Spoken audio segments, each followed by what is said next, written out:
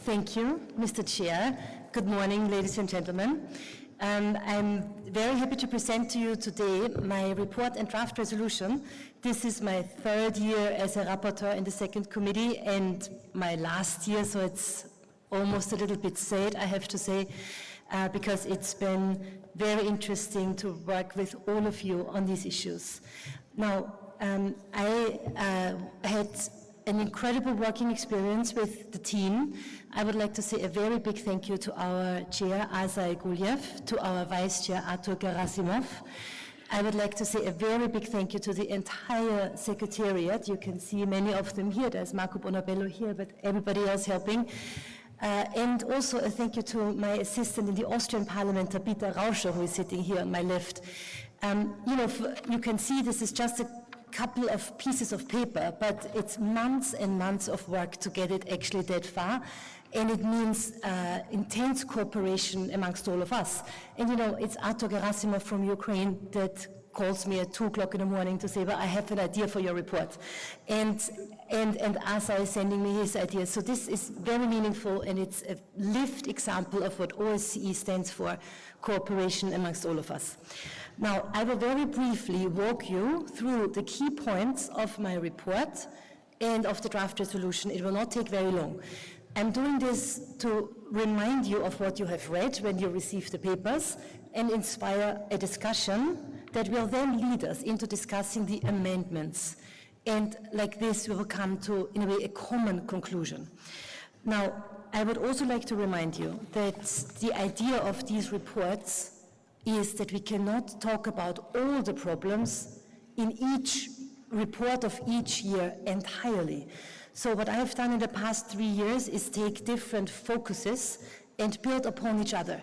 So if you rightfully say, well, how about that topic, and it's maybe not big enough in this version of the report, I will say, well, look please into what we did last year, because the second committee has so many topics. I don't need to recall it to you. It's impossible to say, well, here's everything that is important in the 7 pages that the Secretariat allows me to actually present. Now, as I've said in the previous years, the second committee is becoming, in a way, I think, the most important committee, because the issues that we are dealing with are becoming more and more striking. In my report, I try to give an overview of the turmoil that we find ourselves in, key challenges and some solutions. Point number 1 is cooperation in rebuilding Ukraine. And we focus in the report and the draft resolution on rebuilding critical infrastructure by using the principle build back better. This will be something for all of us to say, we will rebuild and help Ukraine to start on a higher level than they did before. And in this sense, we welcome very much the parliamentary support team for Ukraine within our assembly. But as we looked into the conflict, the illegal and unjustified military invasion of Ukraine, we also see, relevant to our committee, that there were environmental war crimes committed. The worry of the safety of power plants such as Zaporizhzhia, then the destruction of the Kharkovka dam, these things are war crimes, and they are environmental war crimes.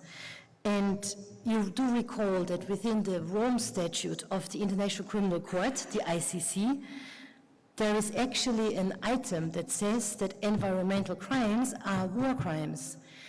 It seems to me that in our parliaments this is not emphasized enough, and that it does make sense to underline this fact.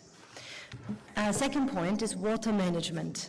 I had the privilege to join Special Representative Farah Karimi to the Uzbekistan Aral Sea. And as you know, the Aral Sea is only a 13th of its original size. Now this is a catastrophe.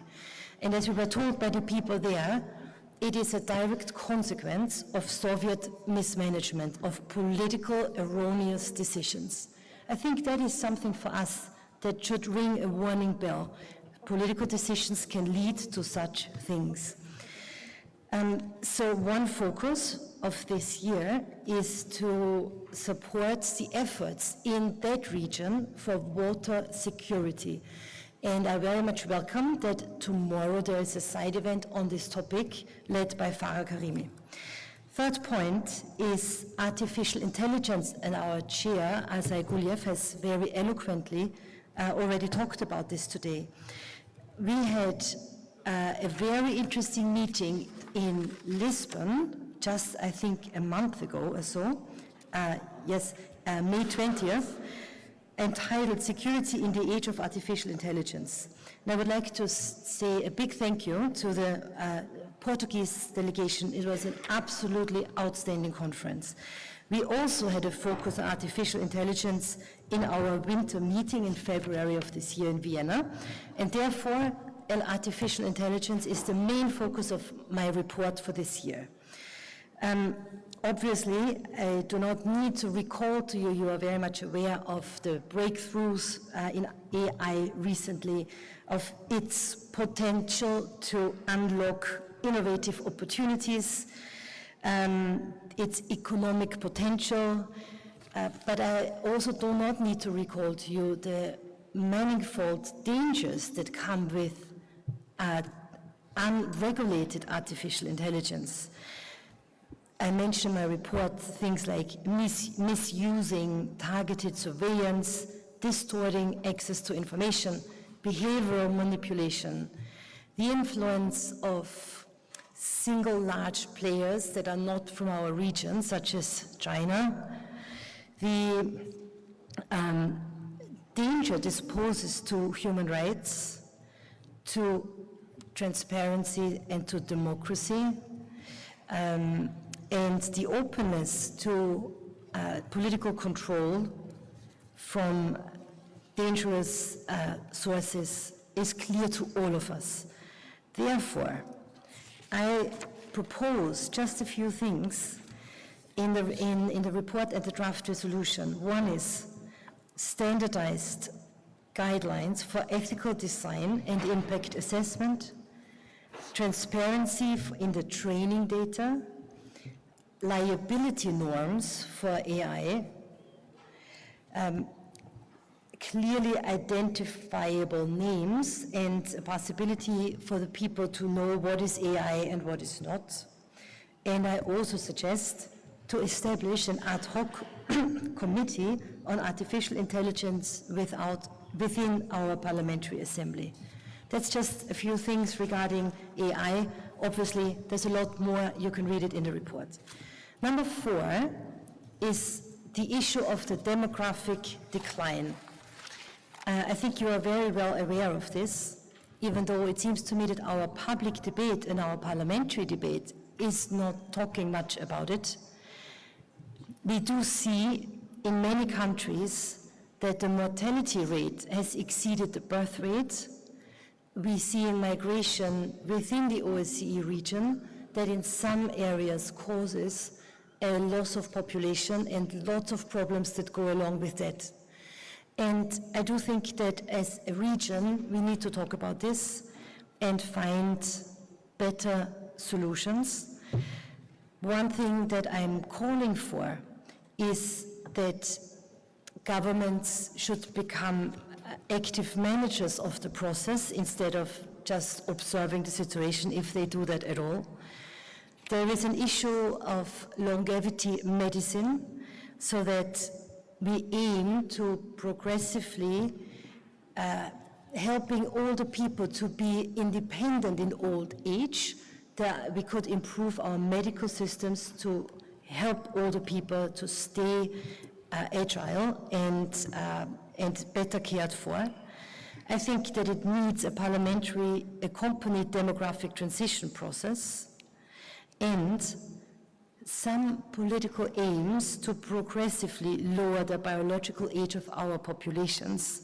And obviously what that could mean in very easy terms is that policies should be supporting parents to actually realize the wish of children that they actually have. We know in most of our countries that the wish to have children is higher than the number of children people have. And that is obviously also not only a political issue that we should be taking up. Number 5 is the issue of irregular migration, where I advocate for well-calibrated labor migration versus tackling the problem of illegal or irregular migration that brings along many, many problems. Number 6 is the problem of deindustrialization and economic dependency. And as you know, the impact of the OSCE region, or the share of the OSCE region in the world market, is decreasing. That is something worrying because, as we know, if the economy prospers, people prosper. And it is key that our region is attractive for business and industry.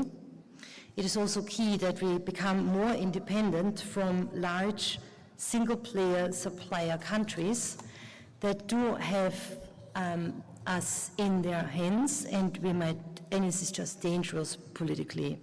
We also need to make sure that necessary products are available in the region, and we also should work towards diversifying our access to raw materials, which means cooperation with countries where those raw materials are being found, and we must not leave these cooperations to others that will, when they are successful, then use this as a means of pressure against us. We see this happening.